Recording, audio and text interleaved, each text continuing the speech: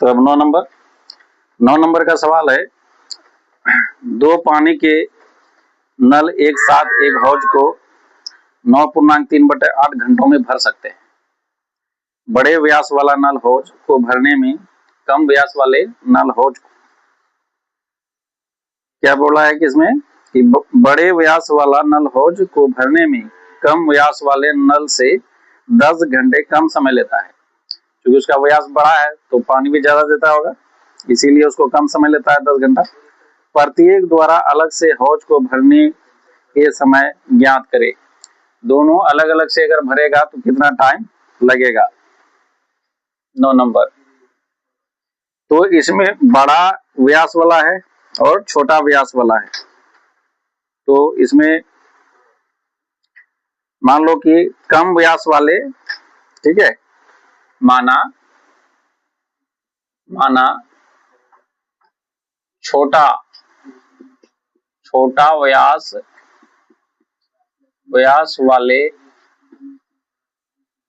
वाले छोटा व्यास वाले नल को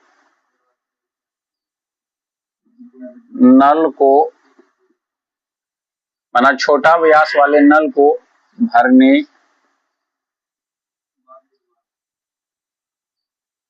भरने में लगा समय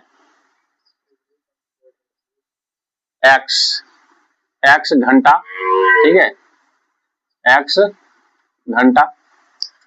छोटा व्यास वाले नल को जो है भरने में लगा समय, हौज को मान के चलो कि छोटा व्यास वाला जो है वो हौज को जो भर रहा है उसको x घंटा समय लगा, ये मान लीजिए, ठीक है।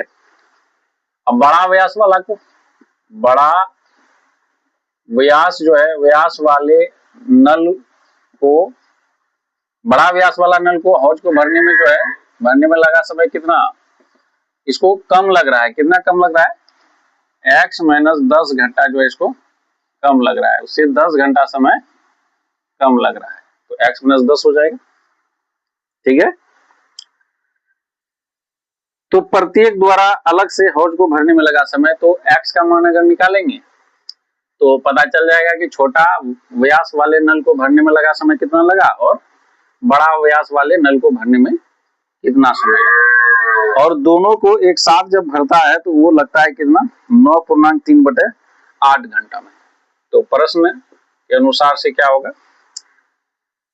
अगर x घंटा में भर रहा है तो एक हौज को भर रहा है, तो इसका मतलब क्या हुआ, 1/x भरेगा, पूरा भाग 1/x भाग भरेगा। और इसको लग रहा है x - 10 घंटा, तो ये कितना भरेगा, 1/x - 10 भाग भरेगा। और टोटल जो है भर रहा है कितना घंटों में, 9.3/8 9.3/8 को क्या लिख सकते हो, 9×72 3 75/8, तो 1/75/8, ठीक है। तो इसमें जो है क्या करना है, इसको एलसीएम के रूप में लोगे तो ये गुना के रूप में आ जाएगा, x × x - 10, और यहाँ पे x कैंसिल होगा तो यहाँ पे आ जाएगा x - 10, अब प्लस x - 10 कैंसिल होगा, यहाँ आ जाएगा प्लस x, और ये यहाँ पे बट्टे पे बट्टे तो 8 ऊपर चल जाएगा, तो 8 बट्टे क्या आ जाएगा, 75। अब यहाँ देखो क्या हो जाएगा, x + x 2x, और नीचे में x + x 2x - 10, और नीचे में क्या हो जाएगा, x × x x², x × -10 के साथ तो -10x, यहाँ बराबर हो जाएगा 8/75, ठीक है। अब इसमें जो है 2 कॉमन ले सकते हैं ऊपर में, 2 अगर यहाँ कॉमन लेंगे तो क्या हो जाएगा, 2 × x - 5/x² - 10x बराबर यहाँ हो जाएगा 8/75। अब यहाँ गुना के रूप में ऊपर कैंसिल होता है, नीचे का कैंसिल होता है, तो 2 × 8 4 बार में कैंसिल हो जाएगा। अब इसको इससे गुना अगर करेंगे तो यहाँ पे क्या आ जाएगा, x² को 4 से गुना करेंगे तो 4x² आ जाएगा, क्या आ जाएगा, 4x²। -10x से गुना करेंगे 4 को तो आ जाएगा -40x, ठीक है। अब फिर 75 को x से गुना करेंगे, इधर आ जाएगा 75x। 75 को 5 से गुना कर दो तो कितना आ जाएगा, यहाँ माइनस 25 आ जाएगा और 7 5 35 2 37 375 आ जाएगा। ठीक है, अब देखो ये इसको इस साइड लाएंगे तो यहाँ जाएगा 4x² minus 40x minus 75x, ये हो जाएगा प्लस 375 का उस साइड में माइनस में था। अब इसको अगर घटाएंगे तो यहाँ आ जाएगा 4x², ये दोनों जुड़ जाएगा, दोनों जुटने के बाद कितना हो जाएगा 5 7 4 11 115x प्लस 375 बराबर 0, ये आ गया। अब इसमें जो है क्या करना पड़ेगा यहाँ पे कि इसका गुणा करना पड़ेगा, 375 और 4 को गुणा करके उसका फैक्टर निकालना पड़ेगा कि क्या होगा फैक्टर। यहाँ पे अगर इसको फैक्टर करोगे तो इसको पहले गुणा कर लो तो 5 चौके 20, उसके बाद हो जाएगा 7 चौके 28 28 2 30, उसके बाद 4 तिया 12 और 3 15 1500। ठीक है, मतलब गुणा करके जो है कितना आना चाहिए 1500, और जोड़ के या घटा के, यहाँ तो जोड़ के ही होगा 115 आना चाहिए। तो क्या क्या हो सकता है, 100 जोड़ अगर 15 करते हैं तो एक तो 100 लो, एक तो 15 लो। ठीक है, जोड़ने पे कितना आ रहा है 115 और गुणा करेंगे तो 1500 आ रहा है, मतलब वही होगा। ठीक है, तो यहाँ पे लिख सकते हो 4x² और यहाँ माइनस में तो दोनों को माइनस में लो, 100x माइनस 15x अब प्लस 375 बराबर 0। अब यहाँ 4 है, यहाँ 100 है तो 4 कॉमन आएगा और x है तो x भी कॉमन आएगा, तो यहाँ क्या आ जाएगा x माइनस 25 हो गया 125 आ जाएगा। ठीक है, और यहाँ पे कितना आ जाएगा माइनस, यहाँ भी अगर 15 अगर कॉमन ले लेंगे तो यहाँ पे आ जाएगा x माइनस 25, x माइनस 25। ठीक है, बराबर 0। तो अब x माइनस 25 x माइनस 25 अगर कॉमन आ जाएगा तो यहाँ क्या बचेगा 4x माइनस 15 अब बराबर 0।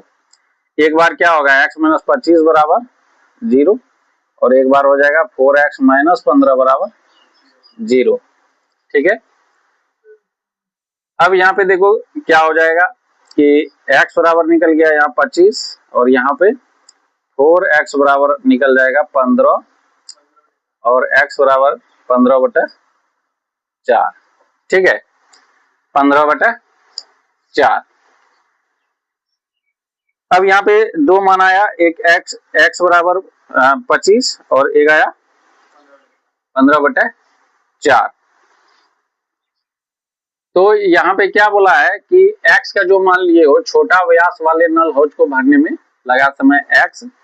ठीक है, अगर यहाँ पे एक बात बताओ 4/15 का वैल्यू कितना आ रहा है लमसम, लगभग 4 तिया 12 4 तिया 12 3 4 7 28, मतलब और भी आएगा, मतलब 3 ही घंटा 3 घंटा से कुछ ज्यादा।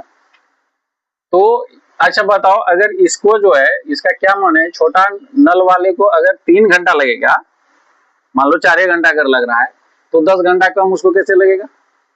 इसका मतलब ये क्या हो जाएगा अमान्य हो जाएगा, ये मान संभव है क्या, नहीं है। इसको अगर 4 घंटा मान लो लग रहा है तो उसको 10 घंटा कम कैसे लगेगा, इसका मतलब है कि ये मान मेरा अमान्य है, ये क्या हो जाएगा अमान्य। ठीक है, और ये 25 क्या होगा मान्य। ठीक, तो यहाँ पे आ गया x बराबर 25, x बराबर 25। जब x बराबर 25 मान्य जो हुआ तो अब देखो छोटा व्यास वाले नल हौज को भरने में लगा समय क्या होगा, छोटा नल डायरेक्ट लिख देते हैं, छोटा नल को भरने में लगा समय, यहाँ समय लिख देते हैं डायरेक्ट, ये छोटा नल को भरने में लगा समय, वही चीज सेम लिखना है नीचे में। ठीक है, तो कितना x बराबर 25 घंटा और बड़ा वाला को, बड़ा नल को समय कितना लगेगा? 25 में 10 घट जाएगा, 25 में 10 घट जाएगा, कितना बचेगा? 15 घंटा। ठीक है, 15 घंटा। ठीक है, तो छोटका नल को लगा 25 घंटा और बड़ा नल को लगा 15 घंटा। देखो उससे 10 घंटा इसको कम लग रहा है, तो यही हो गया आंसर। ठीक है, ठीक है। तो अब 10वां नंबर सवाल। तो 10वां नंबर सवाल है, मैसूर और बेंगलोर के बीच के 132 किलोमीटर यात्रा करने में एक एक्सप्रेस रेलगाड़ी सवारी गाड़ी से 1 घंटा कम समय लेती है। एक एक्सप्रेस रेलगाड़ी जो है सवारी रेलगाड़ी से 1 घंटा कम समय लेती है। मध्य के स्टेशनों पर ठहरने का समय ध्यान में ना लिया जाए। यदि एक्सप्रेस रेलगाड़ी की औसत चाल सवारी रेलगाड़ी की औसत चाल से 11 किलोमीटर प्रति घंटा अधिक हो, तो क्या कहता है कि एक्सप्रेस रेलगाड़ी की औसत चाल सवारी गाड़ी की औसत चाल से 11 किलोमीटर प्रति घंटा अधिक हो। अधिक है तब तो उसको 1 घंटा कम समय लेती है, लगता है। तो दोनों रेलगाड़ियों की औसत चाल ज्ञात करें। दोनों रेलगाड़ियों की औसत चाल ज्ञात करें। मैसूर से बेंगलोर जा रहा है। ठीक है, 10वां नंबर सवाल है, माना सवारी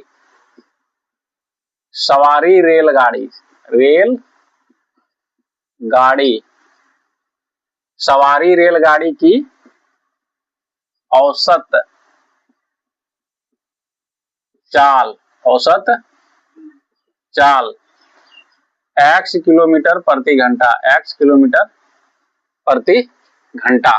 ठीक है, और एक्सप्रेस भी है, एक्सप्रेस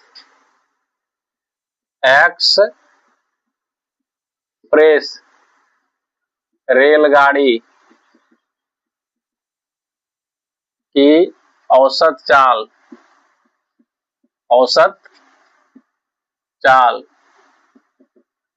इसको जो है एक्सप्रेस को जो है 11 किलोमीटर प्रति सवारी गाड़ी से औसत चाल से 11 किलोमीटर प्रति घंटा अधिक हो। ये ज्यादा है, कितना? 11 किलोमीटर प्रति घंटा इसका ज्यादा स्पीड है। एक्स में जोड़ देंगे 11, इसका ज्यादा है। एक्सप्रेस रेलगाड़ी ज्यादा चाल से चलती है, इसलिए तो इसको 1 घंटा कम समय लगता है। तो दोनों के मैसूर और बेंगलोर के जो है बीच का जो दूरी है 132 दिया हुआ है। तो प्रश्न के अनुसार अकॉर्डिंग टू क्वेश्चन, अब देखो टाइम किसको ज्यादा लगेगा? सीधी सी बात है, सवारी रेलगाड़ी को ज्यादा टाइम लगेगा कि इसका x किलोमीटर प्रति घंटा रफ्तार है और ये तेज चल रही है एक्सप्रेस, इसको जो तेज चलता है उसको टाइम कम लगता है। तो ज्यादा टाइम किसको लगेगा? x किलोमीटर प्रति घंटा वाला को। और कितना समय बराबर क्या होता है? दूरी बटे चाल। तो दूरी कितना दिया हुआ? 132 किलोमीटर। ये 132 चाल कितना है? x। इसका टाइम निकल गया। इसको जितना टाइम लग रहा है सवारी को, एक्सप्रेस को जो है 1 घंटा कम लग। अब इसको सब समय कितना लग रहा है? ये भी तो 132 ही जाएगा, लेकिन x प्लस 11 के स्पीड से, तो इसको टाइम जो है कम लगेगा, इसको टाइम कम लगेगा। इससे कितना टाइम कम लग रहा है? 1 घंटा। 1 घंटा। ठीक है, तो ये बन गया। अब इसी को सोल्व करेंगे, निकल जाएगा। अब यहाँ देखो, यहाँ अगर एलसीएम लेंगे तो x इंटू एक्स प्लस 11 हो जाएगा। x कैंसिल होगा, 132 से जाके गुना होगा, तो 132x और 11 के साथ जाके गुना होगा तो कितना हो जाएगा? 11 दूना 22 हो जाएगा। 11 तिया 33, 34 35, 11 11 3 14, 1452।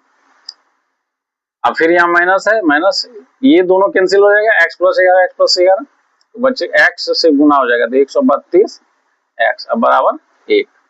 ठीक है, अब देखो 132x प्लस में है, 132x माइनस में, तो दोनों कैंसिल हो जाएगा। ये दोनों हो गया कैंसिल। अब यहाँ पे 1452 बाय यहाँ पे हो गया x into x, x square, और 11 के साथ तो 11x बराबर 1।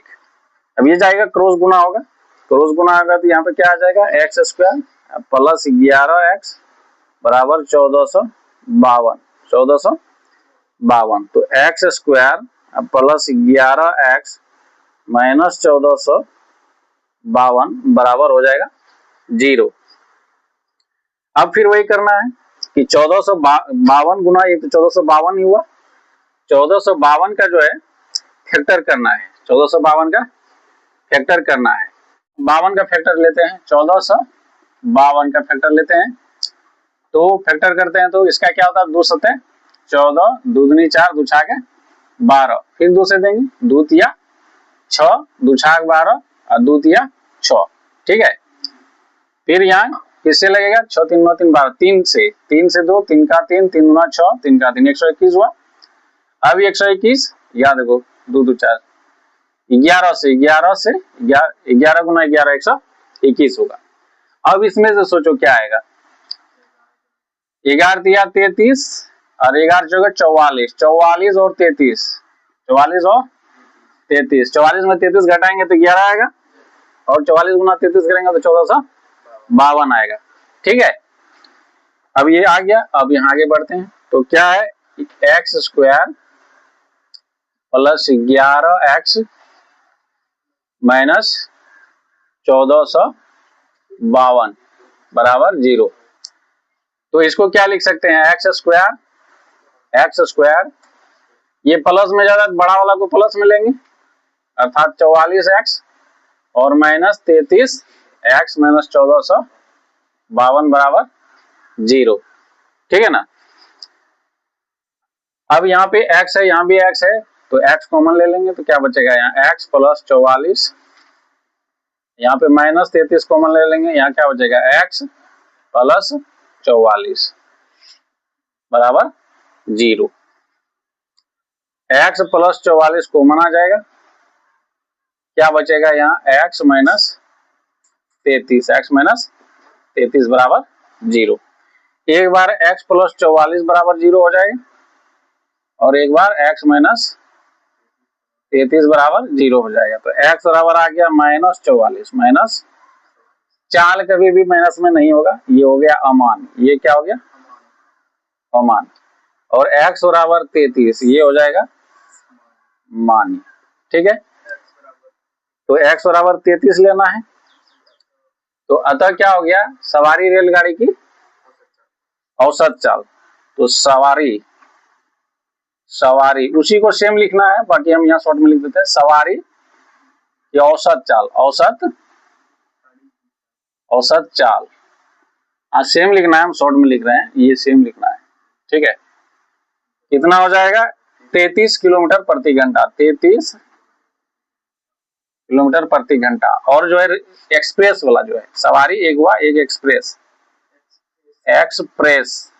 ठीक है।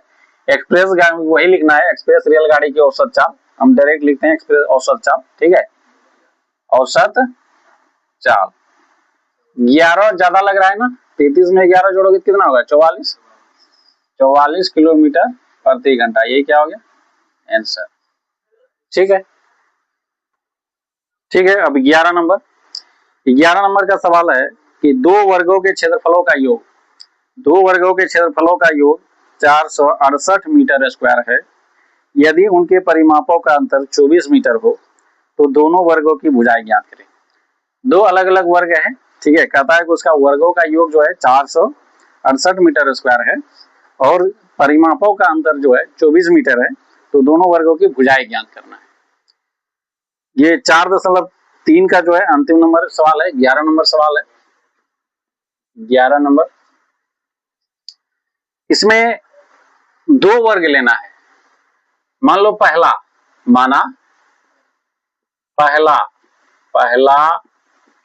वर्ग की भुजा, पहला वर्ग की भुजा x मीटर और दूसरा वर्ग की भुजा y मीटर मान लिए, ठीक है। अब प्रश्न के अनुसार से क्या कर रहा है कि इसके वर्गों का अंतर, इसका दोनों का अंतर नहीं, वर्ग का योग, वर्ग का योग दिया हुआ है। तो वर्ग, पहला वर्ग की भुजा, इसका वर्ग निकालेंगे तो एक्स स्क्वायर होगा पहला ठोका, और दूसरा निकालेंगे तो वाई स्क्वायर होगा। और दोनों का योग दिया हुआ है 468 मीटर स्क्वायर, 468 के बराबर होगा। ठीक है, एक तो ये आ गया पहला समीकरण मान लो। अब दूसरा कंडीशन केस कहता है, दूसरा केस, केस 2, कि परिमापों का अंतर। आज पहला वर्ग की भुजा अगर x है तो परिमाप क्या होगा, 4 से गुना 4x, परिमाप 4x। और एक चीज यहाँ पे देखना होगा कि बड़ा इसमें से मान के चलो, पहले वर्ग की भुजा को हम बड़ा मान लिए, पहले वर्ग की भुजा को हम बड़ा है ये पहला वाला, तो x यहाँ बड़ा है किससे, y से। ठीक है, x बड़ा है y से, तो इसका अंतर जो है परिमापों का तो 4x होगा। और इसका जो क्या कहता है, पहले वर्ग का जो परिमाप 4x होगा, और दूसरा वर्ग का भुजा अगर y है तो परिमाप क्या होगा, 4y होगा। और इसका अंतर, अंतर का मतलब घटा देंगे तो कितना के बराबर आ रहा है, 24 दिया हुआ है। ठीक, अब ये बड़ा इसलिए यहाँ पे बड़ा लिए हैं तो इसका परिमाप भी बड़ा होगा, इसलिए बड़ा में छोटा परिमाप घटाएंगे तब ना 24 निकलेगा, इसीलिए वहां पे x को बड़ा मानना जरूरी है। अब यहाँ पे 4 कॉमन लेंगे तो यहाँ पे क्या आ जाएगा, x माइनस वाई बराबर 24, कट जाएगा 4, 6 चौके 24, तो x माइनस वाई बराबर आ जाएगा 6। ठीक है, अब जो है अगर यहाँ पे हम y x बराबर ही रखेंगे, यहाँ पे x बराबर तो हो जाएगा क्या, y प्लस 6, y प्लस 6, ये हो गया समीकरण 2। अब वो x का मान जो है समीकरण 1 पर रखने पर यहां लिख देंगे, x का मान समीकरण 1 में रखने पर, x का मान समीकरण 1 में रखेंगे तो x के जगह पे क्या आ जाएगा, y प्लस 6, तो यहाँ पे क्या हो जाएगा, y प्लस 6 का होल स्क्वायर, अब plus y square, plus y square, अब बराबर 468। ठीक है, अब इसको तोड़ देंगे a प्लस बी का होल स्क्वायर में, तो क्या हो जाएगा, y का स्क्वायर प्लस b का स्क्वायर मतलब 6 का स्क्वायर 36 प्लस 2ab मतलब 12y, अब बराबर यहाँ ये हो गया प्लस y स्क्वायर, अब बराबर 468। अब y स्क्वायर जुटेगा तो 2y स्क्वायर और 12y, तो यहाँ पे प्लस 12y और 36, यहाँ प्लस 36 और इस साइड लाएंगे इसको माइनस 468 बराबर हो जाएगा 0। ठीक है, अब इसको घटा के यहाँ लिखना होगा, तो यहाँ 2y स्क्वायर अब प्लस 12y, यहाँ घटा के लिखोगे तो ये 468 बड़ा है तो इसका साइन आएगा माइनस, 8 में 6 गया 2, यहाँ 6 में 3 गया 3, 4 के 4 बचे, 432 आ गया और 0। अब देखो यहाँ 2 है 12 है 432, 2 कॉमन ले सकते हैं, 2 कॉमन अगर लेंगे तो यहाँ क्या आ जाएगा, y स्क्वायर और यहाँ आ जाएगा 6y और यहाँ आ जाएगा 2 दूना 4 2 का 2 और 2 6 12, 216 आ जाएगा बराबर 0। अब 2 यहाँ गुना इस साइड आएगा तो भागा में, तो कोई भी संख्या लेकर अगर 0 में भाग देंगे तो 0 ही आएगा, तो क्या आ जाएगा, y square plus 6y minus 216 बराबर 0। ठीक, अब 216 गुना इसका y स्क्वायर का गुना कितना है, 1, 1 के साथ अगर गुना करेंगे तो 216 ही आएगा। और 216 का ऐसा फैक्टर सोचना है कि जोड़ के या घटा के, या छोटा संख्या तो घटा के 6 आना चाहिए, क्या होगा वैसा संख्या, 216 का फैक्टर करना होगा, 216 का फैक्टर कर लो, 2 का 2 2 का 2 हुआ 2 8 16। ठीक है, उसके बाद 2 5 10 2 चौके 8, यहाँ 2 लेंगे तो 27, यहाँ 3 लेंगे तो 9, यहाँ 3 3। ठीक है, अब यहाँ पे ऐसे देते हैं 2 3 तिया 9, 9 दूना एक दो ले लेते हैं इसमें शामिल, तो 18 हुआ, और यहाँ 2 दूना 4 दिया 12। 18 में अगर 12 घटाएंगे तो 6 आएगा, और गुना करेंगे तो 216 आएगा, काहे कि उसी का सारा फैक्टर लिया गया यहाँ। ठीक है, अब यहाँ पे लिखते हैं y स्क्वायर 6y को क्या लिख सकते हैं, plus 18y minus 12y minus 216 बराबर 0। ठीक, अब यहाँ y क्या लेंगे, कॉमन लेंगे, तो यहाँ क्या आ जाएगा y प्लस 18 माइनस 12 कॉमन लेंगे तो y प्लस 18 आ जाएगा बराबर 0। अब इसको कॉमन लेंगे y प्लस 18 को, y प्लस 18 को अगर कॉमन लेंगे तो क्या बचेगा, यहाँ y माइनस 12 बराबर 0। अब एक बार हो जाएगा y प्लस 18 बराबर 0, एक बार हो जाएगा y माइनस 12 बराबर 0, तो y बराबर आ गया माइनस 18। आज माइनस 18, माइनस में कभी भुजा की लंबाई होती है नहीं, तो ये अमान हो गया, अमान लिखो या असत्य लिखो, अमान्य तो मान्य। अब y बराबर आ गया 12, यही क्या होगा, मान्य होगा, यही क्या होगा, मान होगा। अब तो ये y का मान निकला ना, हमको तो अब x का भी मान चाहिए, तो ये y का मान जो है कहाँ रख देंगे, समीकरण 2 में। y का मान कहाँ रखेंगे, समीकरण 2 में। इसको मिटाते हैं तब आगे बढ़ते हैं।